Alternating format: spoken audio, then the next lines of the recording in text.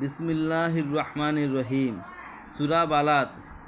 যে ব্যক্তি মনে প্রাণে আগ্রহ সহকারে সূরা বালাদ পাঠ করবে, রোজ কিয়ামতে সে আল্লাহ তাআলার স্নেহসিক্ত দৃষ্টি লাভ করবে। তার প্রতি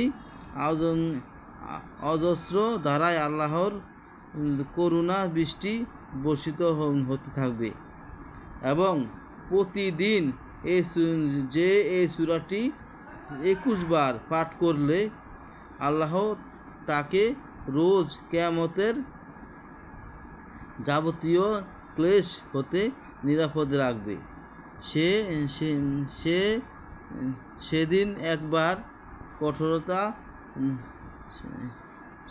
সেদিনকার কঠোরতা সে মোটেই অনুভব করবে না, ইনশাআল্লাহ।